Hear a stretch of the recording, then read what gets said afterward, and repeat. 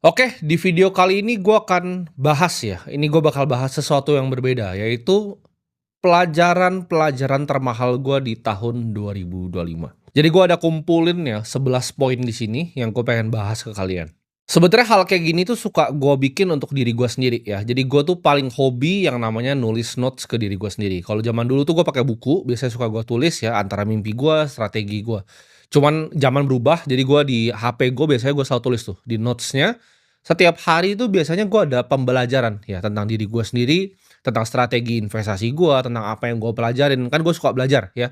Jadi kalau teman-teman tanya hobi gue itu apa, hobi gue itu belajar, ya jadi gue buka YouTube itu gue nontonin Warren Buffett, gue nonton semua investor-investor hebat yang lain. Gue baca buku ya, setiap hari itu gue biasanya luangin waktu 1 sampai 2 jam, tapi gue nggak cuma sekedar baca ya, tapi gue juga suka simpulin kira-kira hal-hal apa nih yang gue dapetin dari situ. Dan gue rasa ini adalah rangkuman supaya kalian bisa belajar nih dari pengalaman gue, karena dari 2025 ini tahun yang paling merubah hidup gue gitu. Ini tahun dimana gue paling banyak belajar dan gue rasa dari ratusan, ya bahkan mungkin sampai 400 poin yang gua catat di notes gua, ini gua simpulin ke 11 yang paling penting dan menurut gua, ini akan jadi sangat bermanfaat untuk kalian semua ketika kalian benar-benar mengerti gitu, maksud dari gua ini apa. Jadi kalian bisa belajar dari pengalaman gua, kalian bisa belajar dari poin-poin gua, supaya kalian bisa jadi orang yang lebih bijaksana.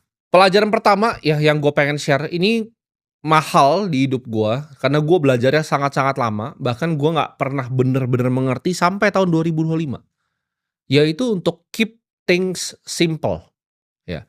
Jadi pelajaran yang gue petik, ini pelajaran pertama yang gue petik, adalah ketika lu melakukan sesuatu, ya, manusia itu melakukan sesuatu, mereka suka yang kompleks. Mereka meribetkan segala sesuatu. Ini nggak cuman di investasi, ini nggak cuman di bisnis, ini juga nggak cuman di hidup. Ketika gue belajar tentang simplifikasi ini, hidup gue berubah total, gitu. Banyak mungkin yang ngelihat gue, oke, Timothy ini usahanya ada banyak ya. Dia adalah seorang pengusaha, seorang investor, usahanya banyak sekali. Cuman kalau misalnya gue bisa ulang balik waktu, gue akan cuma punya satu usaha. Ini sebenarnya gue udah paham dari lama, tapi gue sulit sekali praktekin gitu. Karena ketika lu di level tertentu, ya kan, kalian teman-teman ini yang nonton video gue itu, kalian bakal naik nih, ya, dari jenjang level kehidupan. Dari pelan-pelan tadinya kalian punya duit 10 juta, 100 juta, 1 miliar. Kalian akan ngalamin di mana banyak sekali nanti tawaran, ya, dari orang A, dari teman B, dari teman C. Tapi lu harus bisa keep things simple gitu loh. Satu bisnis gitu kan, investasi yang nggak lebih dari 3, teman dekat juga nggak lebih dari 3. Waktunya diprioritaskan kemana nih, ya, antara ke teman kah, ke keluarga kah, kemana?